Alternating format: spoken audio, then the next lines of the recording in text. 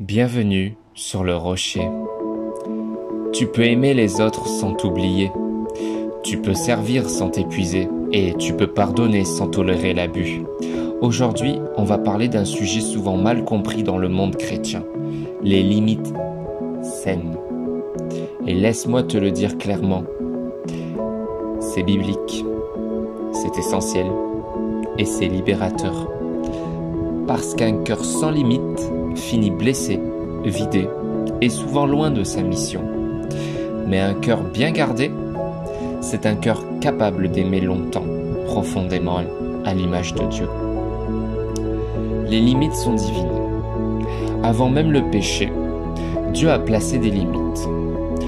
Tu peux manger de tous les arbres, sauf un. Genèse chapitre 2 au verset 16 à 17. C'est le tout premier cadre instauré par Dieu. Non pas pour frustrer Adam, mais pour le protéger, pour établir une relation de confiance et d'obéissance. Même dans la mer, Dieu trace une frontière. Dieu n'est pas contre ta liberté, il est pour ton équilibre. J'ai imposé à la mer ma limite et j'ai dit, tu ne dépasseras pas ici. Job chapitre 38 au verset 10 à 11. Si Dieu met des limites à l'océan, à combien plus forte raison, ton cœur mérite des limites. Jésus lui-même mettait des limites. On l'oublie souvent, mais Jésus n'était pas toujours disponible. Il se retirait dans les lieux déserts et priait. Luc chapitre 5 au verset 16. Il ne culpabilisait pas de dire « pas maintenant, je dois me ressourcer ». Un autre exemple ? Marthe et Marie l'appellent en urgence pour Lazare, dans Jean chapitre 11. Et Jésus, il attend encore 2 jours. Il agit selon la volonté du Père, pas sous la pression émotionnelle des autres. Apprends ceci. Dire oui à tout, ce n'est pas spirituel. C'est même dangereux. Jésus n'a pas dit oui à tout le monde. Poser des limites. Aimer avec sagesse. Garde ton cœur plus que toute autre chose, car de lui viennent les sources de la vie. Proverbe chapitre 4, verset 23. Tu veux aimer comme Jésus? Alors commence par protéger ta source. Un cœur surchargé devient un cœur amer, fatigué, sec.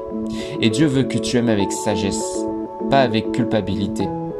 Protège ton cœur. Ce n'est pas de l'égoïsme, c'est de l'intelligence spirituelle. Dire non n'est pas un péché. Chacun portera sa propre charge. Galates chapitre 6 au verset 5. Tu n'es pas appelé à porter la vie, les émotions et les décisions de tout le monde. Même Jésus à un moment a dit à ses disciples « Venez à l'écart dans un lieu désert et reposez-vous un peu » dans Marc chapitre 6 au verset 31. Aider? Oui. T'épuiser jusqu'à te perdre? Non.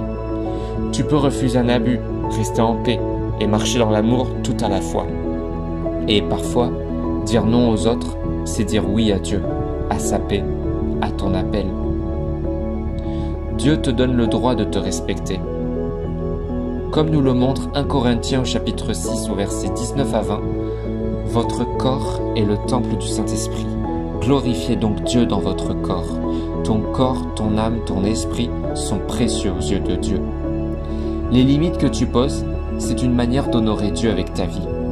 Tu ne peux pas t'oublier au nom de l'amour. Tu es aussi aimé que ceux que tu sers. Respecter tes limites, c'est ne plus te sacrifier sur l'autel des attentes des autres. Fixer des limites, ce n'est pas rejeter. C'est aimer avec maturité. C'est honorer Dieu en prenant soin de ce qu'il t'a confié. C'est reconnaître que tu n'es pas Dieu et que toi aussi tu as besoin de repos, de recul, de paix. Alors aujourd'hui, pose-toi cette question avec sincérité. Quelles limites dois-tu poser? Avec qui, dans quelle situation dois-tu apprendre à dire non avec amour? Prie Dieu de t'enseigner à poser des limites avec grâce, avec paix et courage.